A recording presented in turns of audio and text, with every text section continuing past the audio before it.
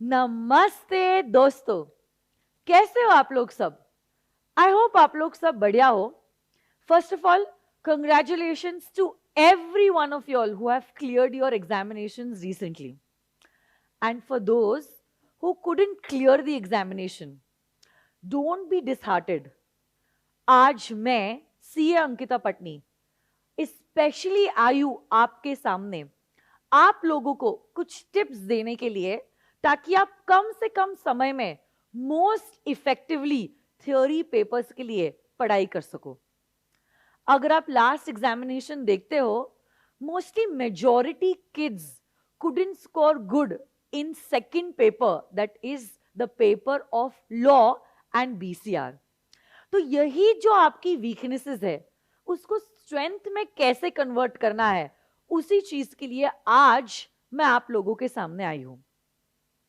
सबसे पहली टिप जो मैं आप लोगों को देना चाहती हूं वो ये है दैट आज के दिन ही आप एक टाइम टेबल बनाइए कि कैसे आने वाले दिनों में आप आपके रूटीन को शेड्यूल करने वाले हो और कौन सा टॉपिक कौन से दिन पे पढ़ने वाले हो, सो दैट एंड के 15 दिन जो है आपके पास सफिशिएंट टाइम है to solve the past examination papers. तो आज टाइम टेबल आपने प्रिपेयर करना है और सोच लेना है कौन से दिन पे कितने टॉपिक्स आपके कंप्लीट हो रहे हैं, so that at least one full reading is completed and one revision is at least completed before 15 days of your examination. आप लोग जानते ही होंगे that if you are failing to prepare, you are actually preparing to fail. So सबसे पहली tip है prepare a timetable. The second thing that I want to tell you is जब आप आपका टाइम टेबल बना रहे हो, make it sure theory papers का जो स्लॉट है that is early in the morning. Early in the morning से मैं ये नहीं कहती हूँ कि आप 5 बजे उठो, आप 6 बजे उठो और पढ़ना चालू कर दो. Whatever time you wake up, so say for example you wake up at 7 o'clock or 8 o'clock in the morning, make it sure once you get up, you freshen up, and the first subject that you take in your hands should be the theory subjects, because at that time your mind is fresh. तो obviously बात है retention ज्यादा होगा जब आपका mind fresh होता है. So always remember to plan your day in a manner that your theory papers are the first thing that you are doing in the morning. तीसरी बात जो आपने याद रखनी है वो ये है कि अंडरस्टैंड द कॉन्सेप्ट्स. जब कभी भी आप पढ़ाई करते हो कोई भी थ्योरी पेपर्स के लिए, आपको सिर्फ लर्न लर्न लर्न लर्न नहीं करना है. लर्निंग से ज्यादा इंपॉर्टेंट है the conceptual clarity. So make it sure that you are conceptually clear in all the topics. अगर आपको लगता है कि हाँ मेरे कॉन्सेप्ट क्लियर है, जो भी हमें सिखाया गया है वो मुझे अच्छे से समझ में आ गया है, then start learning all the keywords.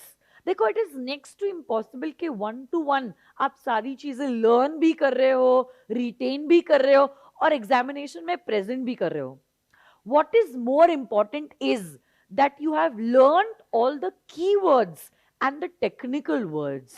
तो ये लर्न करना बहुत ज्यादा जरूरी है. अब कुछ बच्चे होंगे जो पूछोगे मैम उनको लर्न कैसे करना है. देखो one of the most effective tips of learning the keywords is by writing them. So you make it sure that you are writing all the keywords and all the technical words. जब आप लिखते हो तो ज्यादा समय के लिए आप चीजों को रिटेन करते हो. बट लिखना कैसे है? कॉपी पेस्ट नहीं करना है. ये कोई हैंडराइटिंग इंप्रूवमेंट की क्लास नहीं है बेटा. आप अगर लिखते हो, सबसे पहली बात तो आपने कॉन्सेप्ट समझ लिया है, आपने लर्न किया है रीड कर करके रीडिंग इट अलाउड, आपने उसको क्या किया है, लर्न किया है. लर्न करने के बाद क्लोज योर बुक्स. एक बार आप आपकी बुक्स को क्लोज कर देते हो, try reviving whatever you have learn.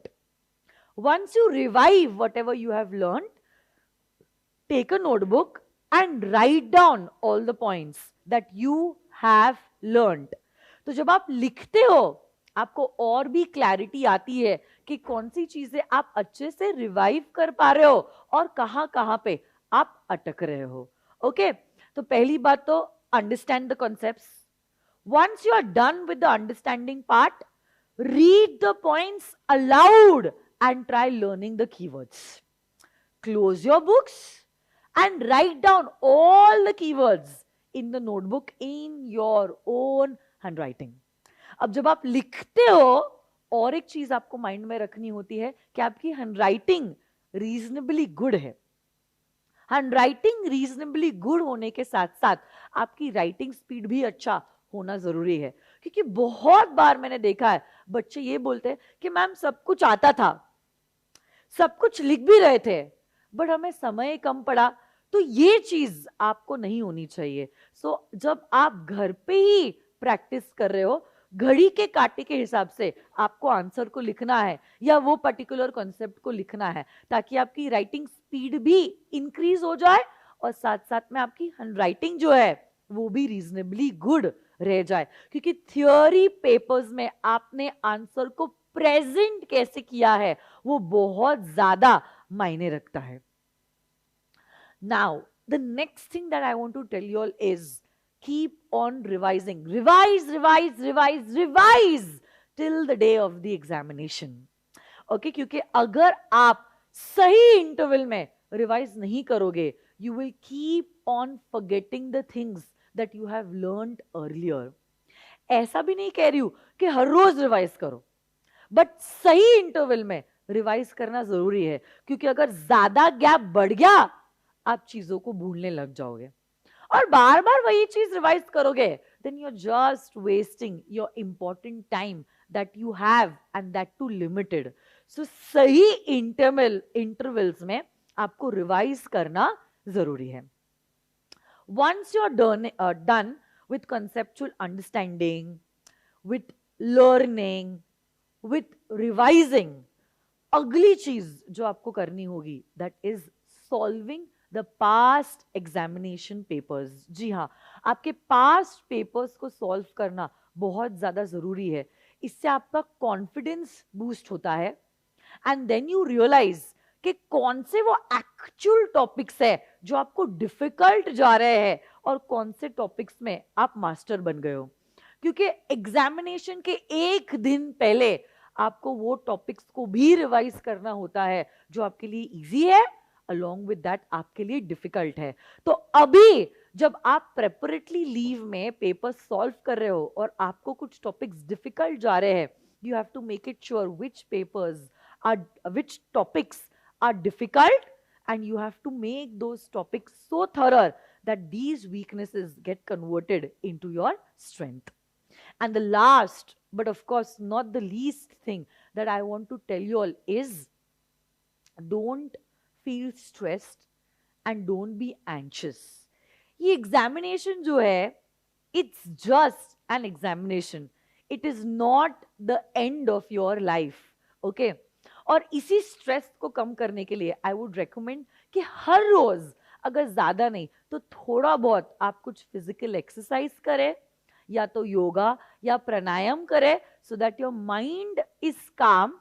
और जो कुछ भी आपने इन महीनों में किया है वो चीजों को आप पीसफुली रिवाइव कर पाओ और आप एग्जामिनेशन में जवाब दे पाओ. क्योंकि देखो, जो इन 3 घंटों में आप लिखने वाले हो उसी के हिसाब से एग्जामिनर जज करने वाला है whether you are eligible to pass or should the examiner fail you.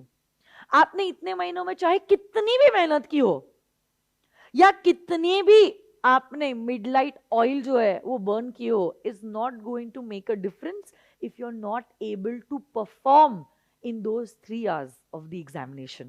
So during those 3 hours, you really have to keep your mind calm, you have to be peaceful, and you have to give your 100% in those hours of the examination.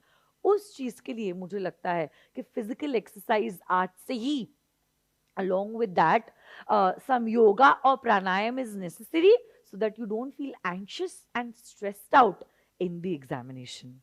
And of course, for all these things, you need to have a healthy diet. So avoid outside street food, junk food and have a healthy diet so that you are fit, fine, healthy, and all prepared for the examination. So, this would be all for today. Thank you very much. Stay inspired, stay blessed, and all the best. Thank you.